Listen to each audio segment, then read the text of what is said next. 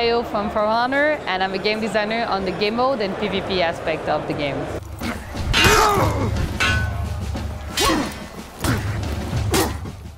Can you tell us a little bit about how the story will be structured? Will it kind of flip back and forth between the different factions? So in the story, you will go through one long storyline. It's not 3 separate campaigns. It's really one campaign where you will do missions with the different factions. I don't think you want me to tell you exactly when and where, because it will spoil the good stuff. But really you will experience one linear story when you will delve into the world and travel with the different heroes that you will play. So you will learn everything about that fantasy of the world of For Honor, because even though we have deeply inquired about historical accuracy, it's not an historical game. You're a legend, and it's really about the emotion and what those 3 legendary warriors, the faction of warrior, inspire you more than what they were historically. So at that time we need to discover what the world of For Honor is, and the campaign is the perfect place to do it. It seems like the Knight faction's kind of balanced, the Vikings are kind of in your face, kind of quite visceral and brutal. What's kind of unique about the Samurai? What do they kind of bring to the table? They bring a lot of mobility. Fluidity when in the combat. They have a lot of attacks where you have to move on the sides and you have lots of displacement. So really the 3 factions, they have each type of hero, but they also have a very specific nature to them, a sentiment that's really unique. Like you said and you notice, the Vikings are extremely aggressive, they have harass, and the Knight faction also have a lot of melee, so they are more close combat and they can easily defend another player, so they're really useful to play in team fights. There's a version of the Samurai who has a kind of different style. So each of the 3 factions have 4 heroes, and all of those heroes belong to a type. So for example, when you talk about the Orochi, is the assassin of the Samurai faction. So if you talk about the Knight, the assassin is the peacekeeper. She has a gladius and a dagger. So each of those heroes are very different. They all have their own weapon, because the Orochi has a katana while the peacekeeper is gladius and daggers. They're very different heroes. They don't feel the same, completely different animation and different purpose. So even though there are 2 assassins, they behave extremely differently on the field of battle. Are those the characters you play as in the story? In the story, you will go through the 3 factions. I don't want to spoil who you're going to play because it's really tied to the storyline. But you will definitely experience the war against Napoleon, which is our main villain, with the eye and the perception of the 3 factions, and understand why they are at war and why they are clashing right now. Has it been tough kind of balancing the 3 factions so that one isn't, weaker or overpowered? That's a very good question, actually. The 12 heroes are so different. It's a big challenge to make sure that everyone is relevant.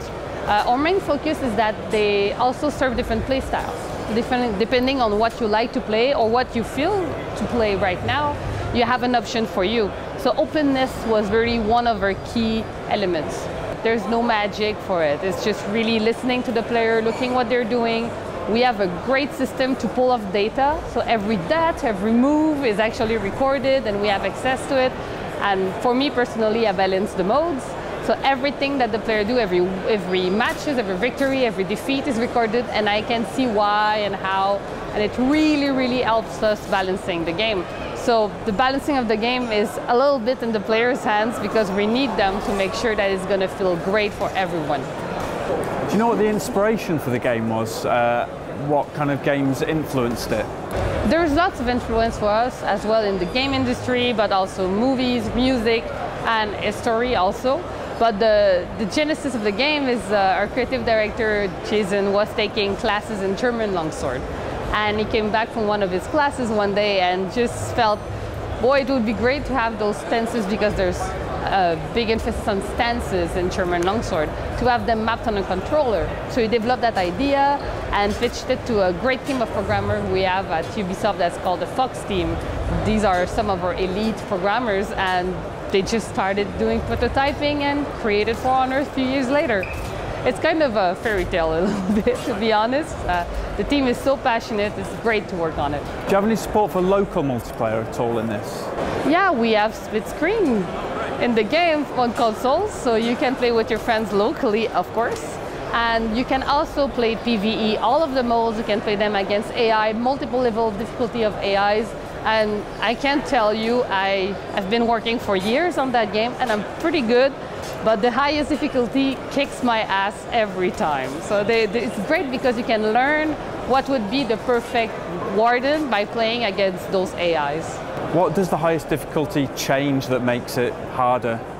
It's really the fluidity and the way they chain attacks. The guys that created those AIs on the AI team are just very, very careful to make sure that it feels like a player against you, but a really, really good player. So the way they chain their movement, they don't waste any second. I feel like I would play against maybe a pro gamer. If you were crazy, could you turn off like the prompts? So that you just had to read the enemy? Oh yeah, well you can actually in the options change a lot of UI widgets that you can put on and off, and I strongly suggest trying it maybe in the campaign or in PvE. In PvP it's way harder without the widget of the 3 senses, but of course you can. What's the kind of single most exciting thing you think players are going to love about For Honor? Joining with someone on the battlefield is really cool. The brawl mode that we have, which is a 2v2 duel, is one of my favorite. I'm talking about it, I have goosebumps right now. We had a tournament with the team, it was so great. Choosing your composition and being against the other, looking at each other, do we group, do we stay one-on-one? It's really fun. So depending on the mode that you like and depending on what you feel like playing, I think For Honor has something for you if you are a warrior, because you have to be a warrior to enjoy For Honor. You can be the type of warrior that you want, but you still have to be a warrior. So every warrior out there will find something in the game, depending on if you want to just live a nice story, play with 3 friends on the battlefield, or do a nice 1v1 duel. You got everything you need. Nice. Good job, guys.